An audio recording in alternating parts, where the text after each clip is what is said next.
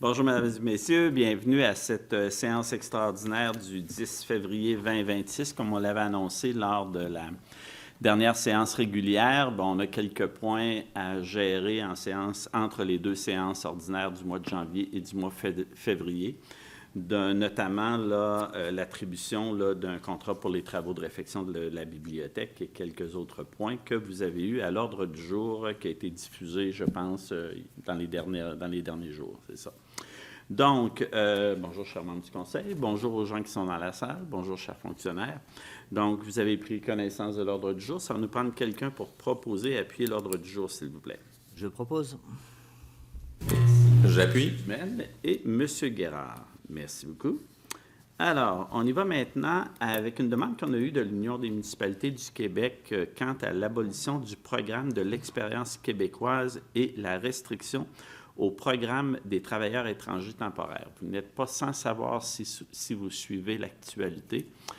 La difficulté que l'on a au niveau du recrutement de travailleurs et des enjeux que nous aurons. J'ai assisté cette semaine à une rencontre au niveau de la perspective économique au niveau de la région de Québec. On s'attend à une perspective économique très positive et il va y avoir besoin de gens pour travailler. On comprend qu'il y a des enjeux dans la région de Montréal. J'entendais le premier ministre tout à l'heure à la télévision parler des enjeux que le gouvernement a au niveau de travailleurs étrangers qui ont été accueillis et au niveau de la langue française dans la région de Montréal particulièrement. Mais il faut aussi penser à l'équilibre là-dedans et voir à ce qu'au niveau économique, on ait des gens pour travailler, surtout dans le contexte actuel que l'on a avec nos voisins du Sud. Non, la proposition qu'on a aujourd'hui, c'est d'adopter une résolution là, à la demande de l'UMQ pour principalement, qui est proposé que la Ville de Lansing-Lorette appuie les demandes de l'UMQ en immigration, soit de demander au gouvernement du Québec la mise en place d'une clause de droit acquis pour les orphelins du programme PEC et au gouvernement du Canada la mise en place d'une clause de droit acquis pour les travailleuses et travailleurs du PTEST déjà au pays. Des mesures transitoires claires et flexibles permettant aux entreprises de conserver les travailleuses et travailleurs étrangers déjà en poste et d'en recruter où les besoins sont critiques. Le rétablissement du processus de traitement simplifié et des solutions réellement adaptées aux besoins des PME québécoises. Donc, l'Union des municipalités sort pour faire ces demandes-là au gouvernement du Québec et au gouvernement du Canada. C'est criant, le développement économique, et c'est criant aussi d'avoir des gens pour travailler au niveau de l'ensemble de nos entreprises, particulièrement nos PME qui font fonctionner le Québec. Donc, ça nous prend quelqu'un pour proposer, appuyer, mais je suggère de le faire de façon unanime. Est-ce que ça vous convient? Donc, unanimement proposé et unanimement résolu, Maître Leblanc-Bourque. On y va maintenant en urbanisme, le point 4. Alors, c'était M. Guérard, je pense, qui présentait ça? Madame Lorrain. Allez-y, Mme Lorrain. Merci. Merci. La Ville de Lansing-Lorette a déposé une demande d'aide financière en juin 2025 dans le cadre du programme d'aide financière du Fonds de la sécurité routière pour l'implantation d'un passage piétonnier sur l'avenue Jules Verne. Alors, la demande a été analysée et acceptée par le ministre des Transports et de la Mobilité durable en décembre dernier.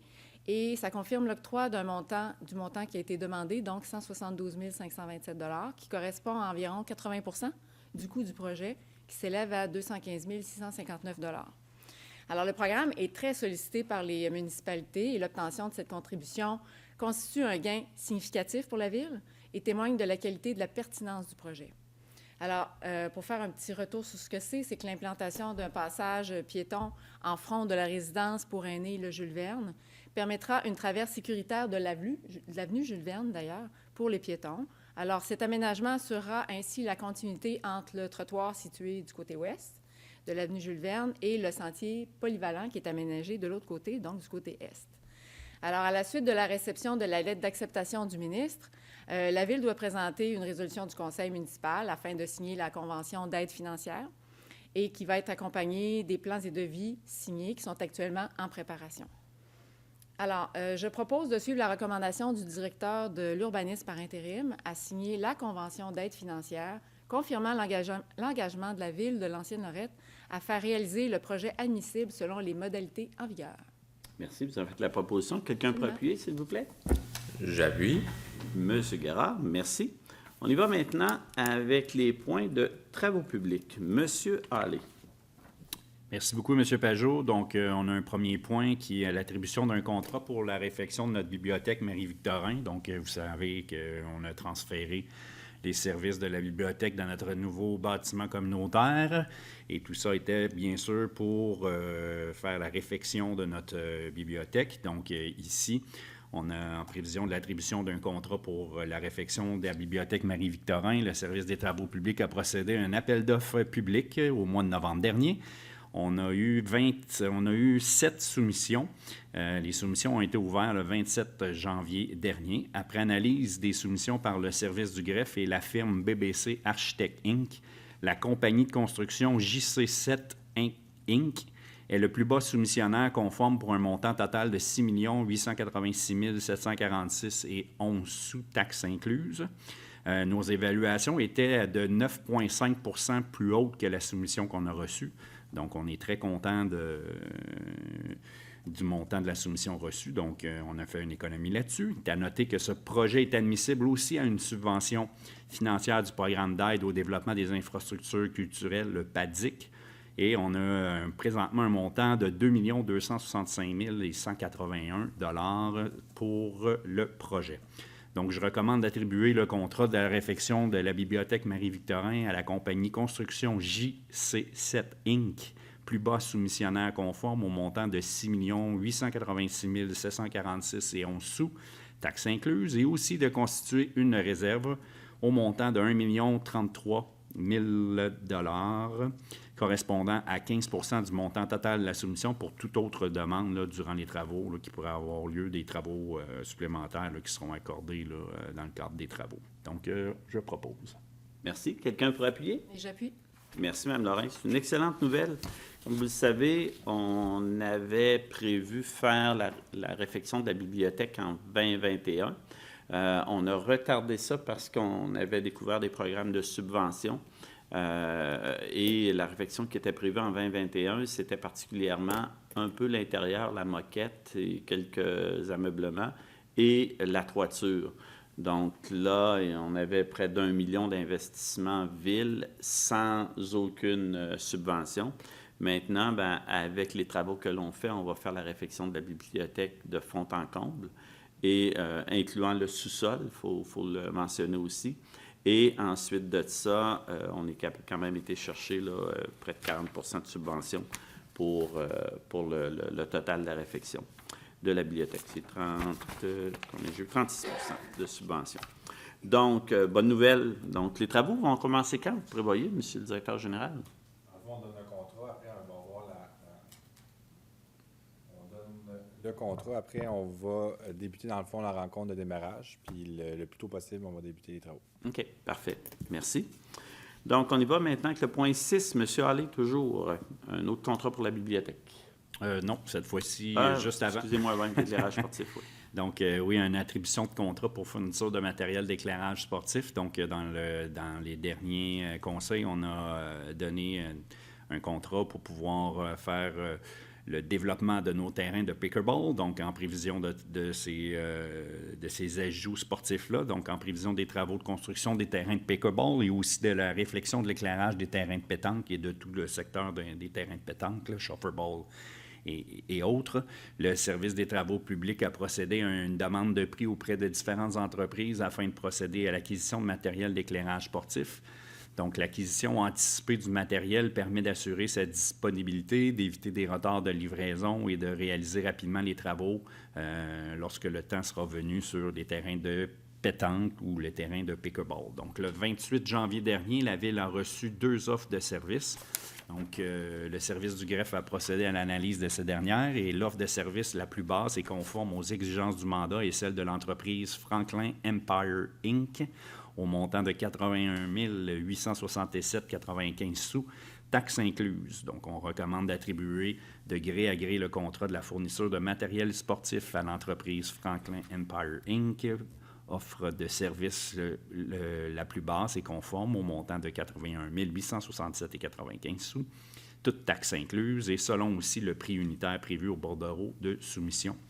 Donc, on recommande aussi une réserve d'un montant de 12 280,19 sous, toutes taxes incluses, qui correspond bien sûr à notre 15 le montant total de la soumission, pour se constituer dans le cas de demande de travaux supplémentaires dans le cadre des projets qui sont déposés. Je propose. Merci. Quelqu'un pour appuyer, s'il vous plaît? J'appuie. Monsieur Dumaine, merci beaucoup. On y va maintenant avec le dernier point de travaux publics, le point 7. Donc, toujours du côté de la bibliothèque, mais cette fois-ci pour des installations et fournitures d'équipements multimédia. Donc, en prévision de l'attribution d'un contrat pour la fourniture et l'installation d'équipements multimédia pour la bibliothèque Marie-Victorin, le service des loisirs a procédé à un appel d'offres public le mois de janvier dernier. Donc, la Ville a reçu 4 soumissions. À la suite de l'analyse du service du greffe, le plus bas soumissionnaire conforme est l'entreprise AVI SPL pour un montant total de 243 378,3 taxes incluses. Donc, on recommande d'octroyer le contrat pour la fourniture et l'installation d'équipements multimédia de la bibliothèque Marie-Victorin à l'entreprise AVI SPL, plus bas soumissionnaire conforme au montant de 243 378,3 sous, toutes taxes incluses, et aussi de constituer une réserve de 15 de 36 506,70 pour permettre le cas échéant des travaux supplémentaires dans le cadre du projet. Donc, je le propose. Merci. Quelqu'un pour appuyer? J'appuie. Madame Grenier, on rappelle que les estimés de nos ingénieurs étaient quand même substantiellement plus élevés au niveau des coûts. Donc, dans l'ensemble des contrats que l'on donne là, on sent que le marché est bon pour les donneurs d'ouvrages, parce que autant dans le contrat de la bibliothèque que dans le contrat de la réfection de la bibliothèque que le contrat des équipements multimédia, on était en bas des estimés des ingénieurs qui avaient estimé les coûts des travaux. On y va maintenant avec le point 8, la trésorerie. C'est toujours en lien avec la bibliothèque. Comme vous le savez, on vient de vous mentionner qu'on avait une subvention qui nous vient du ministère de la Culture et des Communications. Et de cette subvention-là, je l'ai déjà expliqué en séance du Conseil, le gouvernement du Québec, à quelques reprises, peut nous verser une subvention complète, totale, lorsque les travaux sont exécutés. Mais il y a aussi une façon que le gouvernement du Québec a mis de l'avant, puis depuis des années, en tout cas, moi, je ne me souviens pas, là, depuis que je suis ici, je pense que c'est comme ça que ça fonctionne. Le gouvernement du Québec peut décider qu'il y a une partie du montant ou la totalité du montant. On oblige les villes à aller faire un règlement d'emprunt et le gouvernement du Québec, à ce moment-là, paie le capital et les intérêts du règlement d'emprunt concernant la réfection d'une rue ou de quoi que ce soit. C'est le cas dans le cadre de la bibliothèque pour un certain pourcentage qui tourne autour de 50 du coût de la subvention qu'ils nous donnent. Donc, on parlait tantôt d'une subvention de 2 265 000 là, du programme PADIC. Donc, maintenant, ce que l'on a avec le point 8, c'est qu'on demande là, à faire un règlement décrétant un emprunt d'1 324 050 afin de financer la subvention du ministère de la Culture et des Communications accordée dans le cadre du programme d'aide au développement des infrastructures culturelles. Donc, l'objectif est d'autoriser le Conseil et l'administration à procéder à un règlement d'emprunt qui n'est pas, je le rappelle, à la charge des citoyens et citoyennes de l'ancienne REP, mais qui était à la charge du gouvernement, capital et intérêts, pour la partie de la réfection du montant qu'il nous donne. L'autre partie est payée comptant par la Ville de l'ancienne-Lorette, soit à même notre budget de PCI, donc j'ai de la misère à le retrouver. Pas le plan quinquennal, pardon. C'est pas le PCI, mais c'est les montants qui sont réservés au budget pour les investissements. Donc, on a un montant, comme vous le savez, chaque année, cette année, au budget, on l'a autour de 2 points... Non, on est à 4 millions, autour de 4 millions. Donc, c'est un montant qu'on a réservé pour payer comptant nos immobilisations. Et là-dessus, on a 1,4 million, puis il y a 2,6 qui vient de l'excédent de fonctionnement. qui totalise le contrat total dont on a parlé pour la bibliothèque. Donc, quelqu'un pour proposer le règlement d'emprunt là, à la charge du gouvernement de 1 324 050. Je propose. M. Guérard et M. Dumaine. Merci. On y va maintenant avec la période de questions. Est-ce que les membres du Conseil, vous avez des interventions quelconques? Ça va. Est-ce qu'il y a des gens dans la salle qui ont des questions? Est-ce qu'on avait eu des questions par courriel préalablement? On a eu une seule question par courriel. Par contre, il s'agissait d'une question qui n'était pas du tout à propos des sujets à l'ordre du jour. OK. Étant donné que la loi nous interdit de prendre ces questions-là, ce qu'on a fait, c'est qu'on a répondu aux citoyens en lui indiquant qu'il pouvait poser sa question à la prochaine séance régulière du Conseil ou qu'on pouvait lui répondre au niveau des fonctionnaires s'il préfère avoir une réponse plus rapide. Si vous voulez le ramener à la prochaine, vous le ramènerez, il n'y a pas de problème. Merci. Est-ce qu'il y avait des questions dans la salle? Ça va? Bon, bien. Merci tout le monde. Alors, on se donne rendez-vous à la séance régulière du Conseil municipal qui aura lieu le 24 février prochain, mardi 24 février. Donc, merci. Quelqu'un veut proposer la levée de l'Assemblée? Je propose. Monsieur Dumaine et Madame Grenier. Merci beaucoup. Au revoir.